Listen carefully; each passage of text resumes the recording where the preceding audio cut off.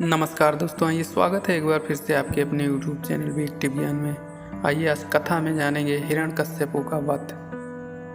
नारद जी कहते हैं, हे युधिष्ठिर, प्रहलाद के ज्ञान को सुनकर बालकों का हृदय खुल गया और उन्होंने उनकी बातों हृदयंगम कर गुरु की पढ़ाई हुई सब बातों को छोड़ दिया। तब से सब बालक विष्णु जी के भक्त हो गए और प्रहलाद जी जो कहते वही वे सब करते। यह बात शुक्राचार्य के पुत्र को ज्ञात हुई तो उन्होंने जाकर हिरण्यकश्यप से सारा वृत्तांत कह सुनाया। उसे सुन वो महान क्रोधित हो गया और शीघ्र ही प्रहलाद को बुलाने की आज्ञा दी। हिरण्यकश्यप उनकी ओर पापपूर्ण टेढ़ी भौहें करके बोला, हे दुष्ट मंदबुद्धि प्रहलाद, क्या तुझे इतना अभिमान हो गया है कि तू मेरी आज्ञा को नहीं मानता है? अच्छा तो देख, मैं तुझे आज ही यमराज के घर भेजता हूँ। हे युधिष्ठिर, जब दैत्यराज इस प्रकार तड़प कर बालक प्रहलाद से कहने लगा तब उन्होंने कहा, हे राजन, मुझे एक परमात्मा को छोड़ अन्य किसी का बल नहीं है।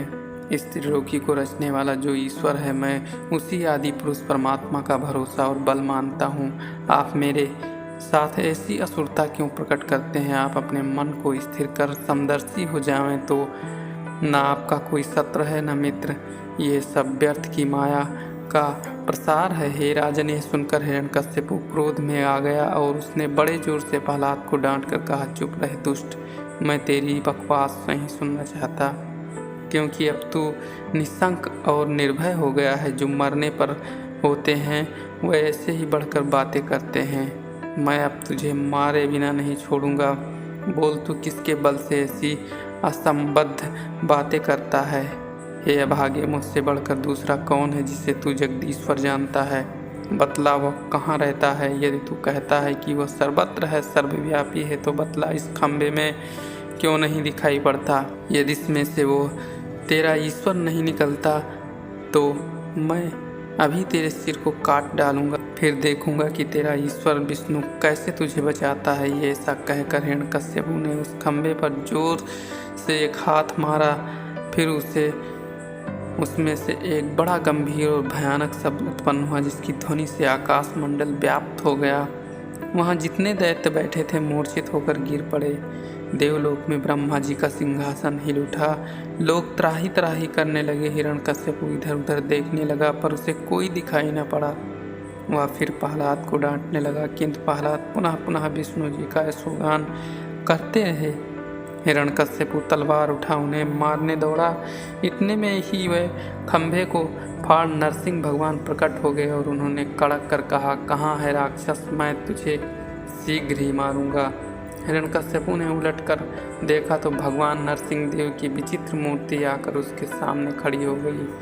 उस भयानक मूर्ति को देख हिरण्यकश्यप सोचा कि यह विष्णु की ही माया है, मुझे मारने के लिए ऐसा रूप बना कर आया है। अब तो मैं इसे अवश्य मारूंगा। ऐसा निश्चय कर उसने अपनी तलवार और ढाल को लेकर युद्ध के पैंतरे चलाने लगा। फिर तो नरसिंह भगवान ने झपट कर उसे पकड़ लिया, परंतु वह बड़ा खिलाड़ी था, हाथ छुड़ाकर अलग हो गया। भगवान ने कौतुक के लिए उसे एक बार छोड़ दिया।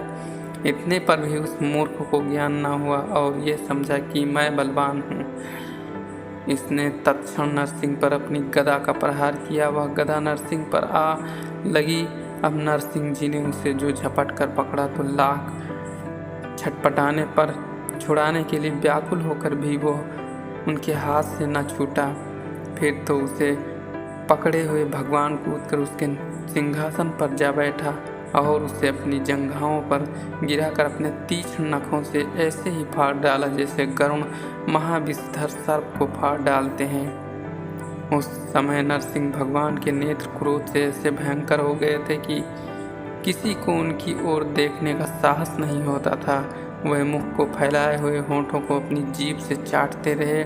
उनके मुख से रुधिर की बूंदें टपक रही थी। उनके कंधों के बाल लाल हो गए थे। उनकी ओर देखने का किसी को साहस न होता था। उनका अपूर्व तेज चारों ओर फैल गया। जब यह समाचार देवलोक में पहुंचा तो देवता, गंधर्व, अप्सराएं आदि सब हर्ष से खिल उठे। फूलों की वर्षा होने लगी। देव विमानों से आकाश भर गया। वह प्रसन्न होकर नगाड़े और दुंदुभियाँ बजाने लगे। भगवान के पार्षद और देवता आदि सबने पृथक पृथक भगवान की स्तुति की। इंद्र आदि के हर्ष का अंत न रहा। भगवान का क्रोध अब तक भी शांत न हुआ।